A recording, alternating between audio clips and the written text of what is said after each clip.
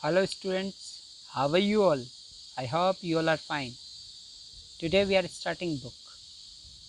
The chapter first, The Portrait of Lady from Hornbill.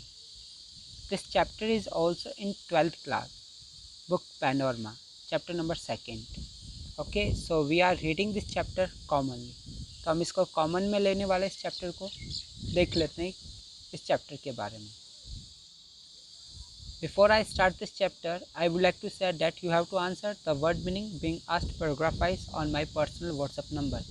कि मैं आपको बताना चाहूँगा कि जो भी वर्ड मीनिंग आपको मैं इस चैप्टर से पूछता हूँ वो आप मुझे मेरे व्हाट्सअप नंबर पर सेंड करेंगे. ओके, तो अब मैं स्टार्ट कर रहा हूँ आपके लिए चैप्टर. तो चैप्टर नेम है the portrait of a lady, written by Khushwant Singh. इसको रिटन किसने किया है? खुशवंत सिंह ने. ओके, अब हम आगे बढ़ते हैं. इसमें देखिए कुछ एक्सप्रेशंस दिए गए हैं, कुछ एक्सप्रेशन है उनको देख लेते हैं पहले, फिर स्टार्ट करेंगे. The thought was almost revolting, first expression. Second है the expanse of pure white serenity. Third one the turning point, sorry a turning point. Fourth one accepted her speculation with resignation. A veritable bedlam of chirpings, a frivolous rebuks, the sagging skins of dilapidated drum. ये सब जो expression इस chapter में है और ये सब देखने को मिलेंगे हम.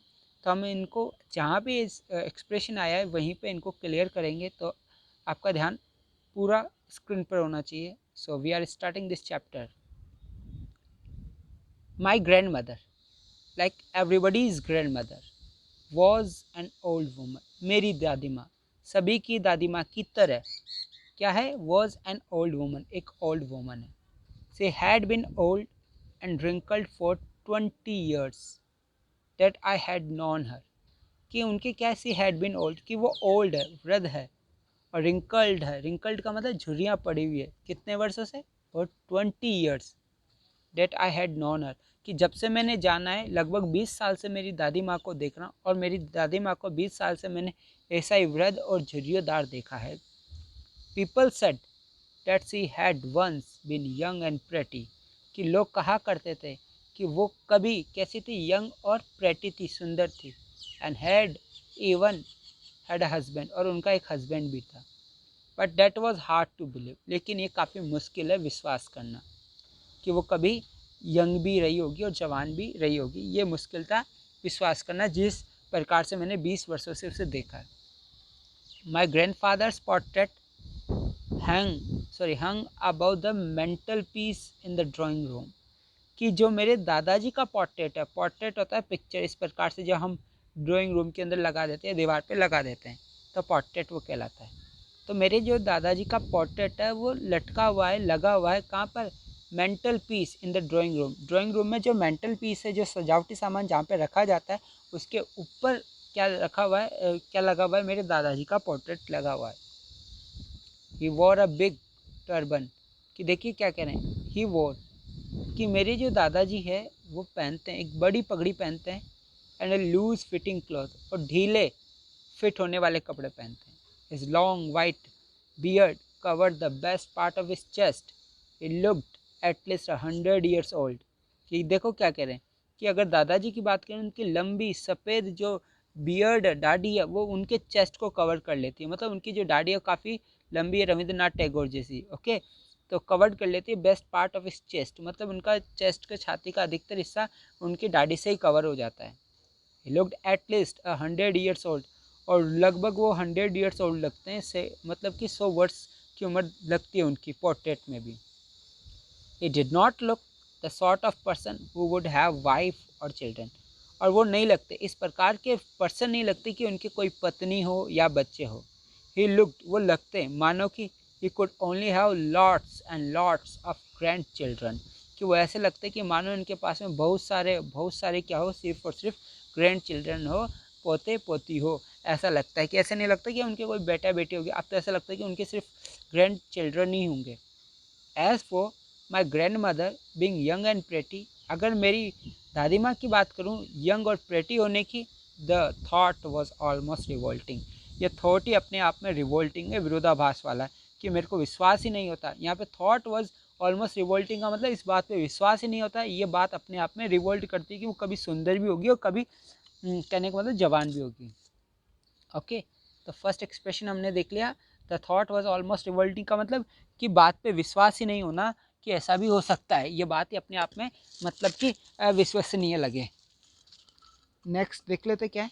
सी ऑफन टोल्ड अस, कि वो अक्सर हमें बताया करती थी, she often told us of the games she used to play as a child, कि वो अक्सर बताया करती थी हमें उन गेम्स के बारे में जो वो खेला करती थी एज अ चाइल्ड के रूप में।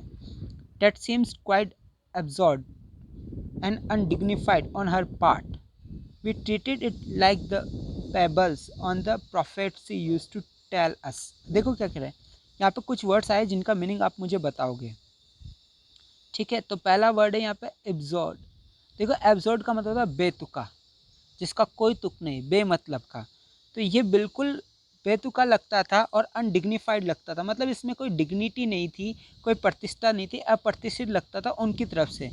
और वी ट्रीटेड इट, और हम इसे ट्रीट करते थे लाइक द पेबल्स के रूप में। पेबल्स होती है कहानियाँ, कि हम जब दादी हमको उनके गेम्स के बारे में बताती थी तो हम सिर्फ उसको एक कहानी के रूप में लेते थे, कि मानो कोई प्रॉफिट सुना रहा हो। प्रॉफिट्स का मतलब क्या होता है, भविष्य कहने वाला, बताने वाला, मतलब ज्योतिषी। She use to tell us, जो हमको बताया करती थी। मतलब वो अपने गेम्स के बारे में बताती तो हमें ऐसा फील होता था कि मानो वो कोई कहानी बता रही हो।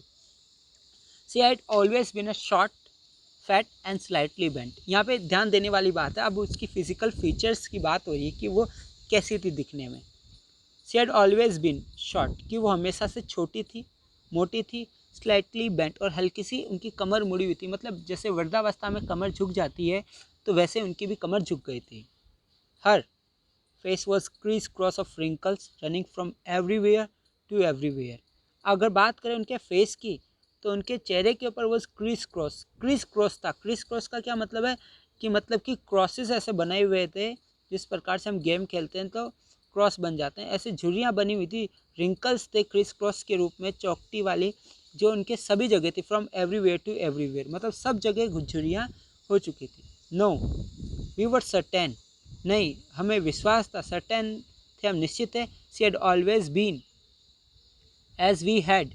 देखो क्या करें यहाँ पे देख लेते हैं। नो वी वर सर्टेन, हम नहीं, हमको विश्वास था। सी हैड ऑलवेज बीन, कि वो हमेशा से रही थी, एज हैड नॉन हर, जैसा कि उसको जाना गया, कि वो हमेशा से वैसी ही दिखती थी जैसा कि उसको देखा गया था, जाना गया था। कैसी, old, so terribly old that she could not have grown older. Old, इतनी ज़्यादा ओल्ड, इतनी भयानक रूप से ओल्ड कि वो और ज़्यादा ओल्ड नहीं हो सकती थी। She could not have grown older, कि वो और ज़्यादा अधिक ओल्ड नहीं हो सकती थी। And had stayed at the same age, और वो रही उसी एज पर, उसी सेम एज फॉर 20 ईयर्स, कितने वर्षों तक, 20 सालों तक। मतलब जब से मैंने उसे देखा है, आज जो 20 साल मेरी उम्र हो गई है, तो 20 साल उम्र होने तक मैंने जैसा उनको देखा वो आज भी वैसी ही है, उतनी ही ओल्ड है। She could never have been pretty, कि वो कभी प्रेटी हो ही नहीं सकती थी, सुंदर हो ही नहीं सकती थी जैसा कि मैंने उनको देखा है। But she was always beautiful, लेकिन वो हमेशा से सुंदर जरूर थी। प्रेटी नहीं हो सकती थी, प्यारी नहीं हो सकती थी, लेकिन सुंदर तो थी। She hobbled about the house in a spotless white, with a one hand resting on her waist to balance her stoop and the other telling the beads of her rosary। यहाँ पे कुछ वर्ड्स आए हैं जो देख लेते हैं क्या कहने। पहला वर्ड है हॉबल्ड। हॉबल्ड का मतलब होता है लंगड़ा कर चलना। ठीक है, तो वो लंगड़ा कर चला करती थी, किसके अंदर, घर के अंदर। इन स्पॉटलेस वाइट, किसके अंदर, स्पॉटलेस वाइट लिखा हुआ है, साड़ी नहीं लिखा, तो मतलब कि जे सफ़ेद साड़ी जिसमें किसी प्रकार का कोई भी धब्बा नहीं था, कोई दूसरा कलर नहीं था, सफ़ेद साड़ी के अंदर वो घर के अंदर लंगड़ा कर चला करती थी। With a one hand resting on her waist, और उनका एक हाथ तो क्या होता था, कमर पे होता था, ताकि वो अपने स्टूप को, अपने झुकाव को क्या कर सके, संतुलित कर सके। The other telling the beads of rosary, और जो दूसरा हाथ था वो हमेशा टेलिंग क्या करता रहता था, बोला करता था, किसको, बीड्स ऑफ रोजरी। यहाँ पे बीड्स ऑफ रोजरी का क्या मतलब है वो देख लेते हैं। यहाँ पे है माला, रुद्राक्ष की माला। आपने देखा होगा कि कई सारी जो वृद्ध अवस्था की औरतें होते हैं वो अपने हाथों में माला लेके रखती है और राम राम राम राम राम राम इस प्रकार से कहती रहती है। तो वो जो माला है उसको क्या कहा गया, द बीड्स ऑफ रोजरी, ठीक है ना। और उसको कहा करती थी, मतलब मन ही मन में वो राम का नाम जपती रहती थी, जितनी उसमें मोतियां हैं उतनी बार। हर सिल्वर लॉक्स, यहाँ पे लॉक्स आया, यहाँ पे लॉक्स का मतलब चोटी है यहाँ पे। तो उनकी जो सफ़ेद चोटी थी वह स्केटर्ड, वो बिखरी हुई रहती थी, स्केटर रहते थे untidily, अस्वच्छतापूर्वक।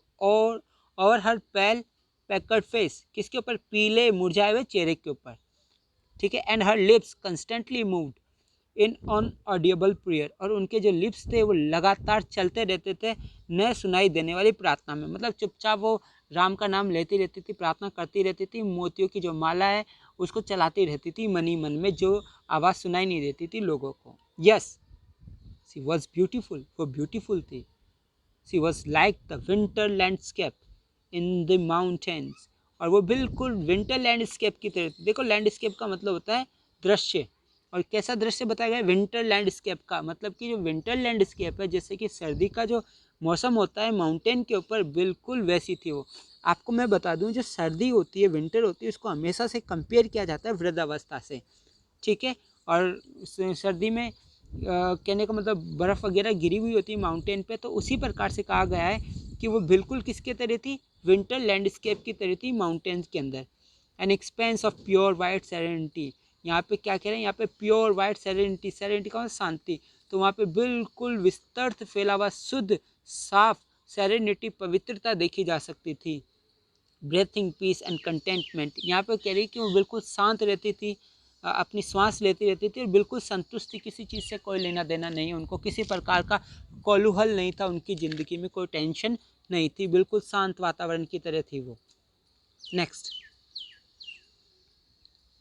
My grand mother and I were good friends, कि मेरी दादी और मैं क्या थे, एक अच्छे फ्रेंड्स थे, गुड फ्रेंड्स थे।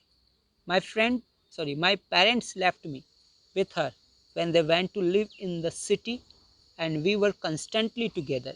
काफ़ी इंपॉर्टेंट है ये ध्यान रखना कि मेरे जो पेरेंट्स हैं वो चले गए, मुझे छोड़कर चले गए, किसके साथ में, उनके साथ में, दादी के साथ में। कब, जब वो गए थे, मेरे पेरेंट्स मुझे छोड़ गए, छोड़ दिया मेरे को उनके साथ में, जब वो चले गए थे रहने के लिए सिटी में। And we were constantly together, और हम लगातार साथ में ही थे, मतलब जब मेरे पेरेंट्स मुझे दादी के साथ में छोड़कर चले गए तो मैं दादी के साथ में ही था। She used to wake me up in the morning, और वो मुझे जगाया करती थी सुबह, and get me ready for school, और स्कूल के लिए तैयार भी करती। She said her morning prayer in a monotonous sing song, ठीक है। और वो अपने मॉर्निंग प्रेयर भी बोला करती थी। मोनोटोनस का मतलब बोरिंग, मोनोटोनस का मतलब क्या होता है, बोरिंग सिंग सॉन्ग के अंदर, मतलब बोरिंग आवाज़ के अंदर वो मुझे अपना गाना भी सुनाया करती थी। While she bath and dressed me, जब वो मुझे नहलाती, मुझे ड्रेस पहनाती, in the hope that I would listen and get to know it by heart, इस उम्मीद में, इस होप में कि मैं सुनूंगा और जान जाऊंगा, सीख जाऊंगा इसे दिल से, मतलब मैं भी इसको दिल से सीख जाऊंगा, मुझे भी ये याद हो जाएगी वो प्रार्थना जो वो गाया करती थी।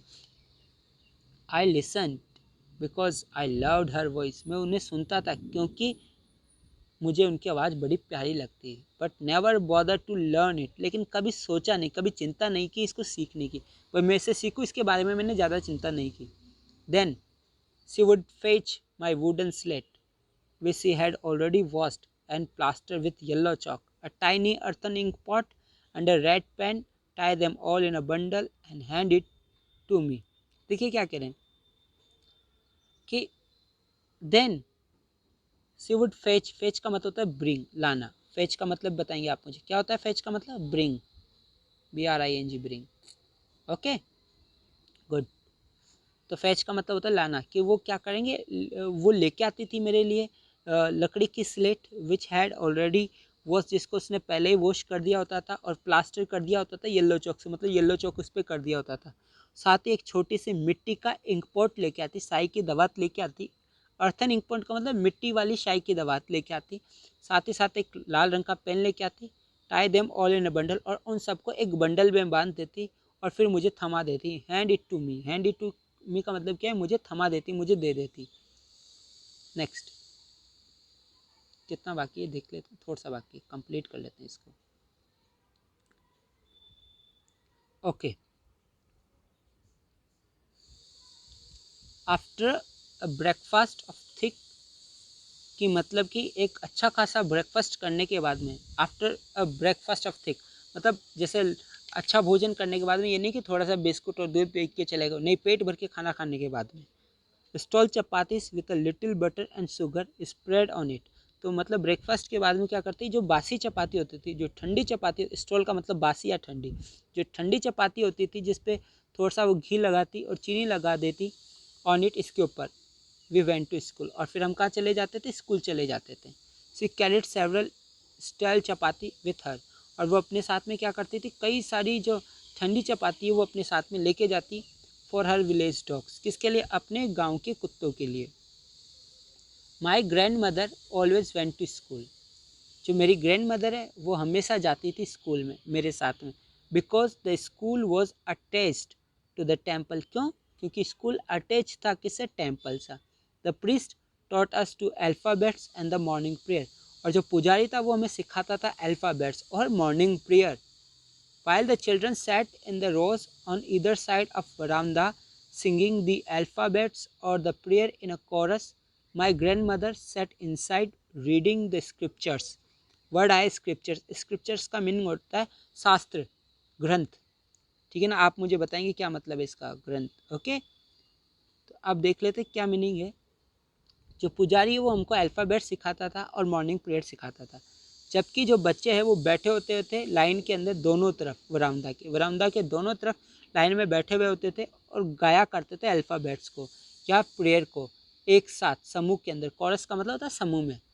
जो मेरी दादी है वो अंदर बैठा करती थी और पढ़ा करती थी किसको, ग्रंथ को। जो दादी है वो अंदर मंदिर में बैठा करती थी और ग्रंथ पढ़ा करती थी, शास्त्र पढ़ा करती थी। When we had both finished, और जब हम दोनों अपना काम कंप्लीट कर लेते, फिनिश कर लेते, we would walk back together, तो हम चलकर वापस साथ साथ आ जाते हैं। This time the village dog would meet us at the temple door, और इस वक्त जो गांव के डॉग्स हैं वो मिल जाया करते थे हमें, कहाँ पर, मंदिर के दरवाजे पर। They followed us to our home, वो हमको फॉलो करते थे घर तक, growling and fighting with each other for the chapatis we threw to them. क्या करते हुए, वो हमको फॉलो करते थे घर तक, ग्रोलिंग का मतलब घुर्राते हुए, लड़ाई करते हुए एक दूसरे से चपाती के लिए, जो हम उसे फेंका करते थे, जो हम उन्हें फेंका करते थे। When my parents were comfortably settled, कि जब मेरे माता पिता आराम पूर्वक स्थापित हो गए शहर में, they sent for us, sent for का मतलब होता है बुला लेना, सेंट फॉर का मीनिंग बताओगे आप क्या होता है, सेंट फॉर का मतलब होता है बुला लेना, कि उन्होंने बुला लिया हमें। That was a turning point, और यही टर्निंग पॉइंट था, ये घुमावदार बिंदु था, ये मोड़ था हमारी मित्रता के अंदर। Although we share the same room, my grandmother no longer came to school with me, हालांकि शहर के अंदर हम एक ही रूम में रहते थे, एक ही रूम शेयर करते थे, लेकिन मेरी दादी अब नहीं आती थी स्कूल मेरे साथ में, अब स्कूल नहीं आया करती थी मेरे साथ में मेरी दादी। I used to go to an English school in a motor bus, और मैं जाया करता था इंग्लिश स्कूल में मोटर बस के अंदर। There were no dogs in the streets and she took to feeding sparrows in the courtyard of our city house, और वो देखो, देयर वर नो डॉग्स, वहाँ पे किसी प्रकार के कोई डॉग्स नहीं थे गलियों में, और वो खिलाया करती थी स्पैरोज को, ठीक है ना, आंगन के अंदर, कोर्ट यार्ड के अंदर ऑफ आर सिटी हाउस, जो हमारे शहर का घर था उसमें, ठीक है। तो दादी गांव में तो डॉग्स को चपाती खिलाती थी, और शहर में चिड़िया जो है, जो स्पैरोज है, ठीक है, जिसको हम हिंदी में गुरैया बोलते हैं, गुरैया चिड़िया, उसको क्या करती थी, वो चपाती खिलाया करती थी टुकड़े कर करके। As the year rolled by, as the year rolled by का क्या मतलब, जैसे जैसे वर्ष बीते, we saw less of each other, less का मतलब कम, हम देखने लगे कम एक दूसरे को, मतलब अब हम हमारी एक दूसरे से कम मुलाकात होने लगी, एक दूसरे से कम मिलने लगे। फॉर सम टाइम, कई बार, she continue to wake me up and get me ready for school, और कई बार वो मुझे जगाती भी, तैयार भी करती स्कूल के लिए। When I came back she would ask me, और जब मैं वापस आता तो वो मुझसे पूछती, व्हाट द टीचर हैड, कि टीचर ने क्या सिखाया, what the teacher had taught me, कि टीचर ने मुझे क्या टॉट किया है, वो मुझसे पूछा करती। ओके, यहाँ तक हो गया। तो हम जो नेक्स्ट पार्ट है इसका वो नेक्स्ट वीडियो में लेंगे। Good bye, take care yourself and wait for the next video.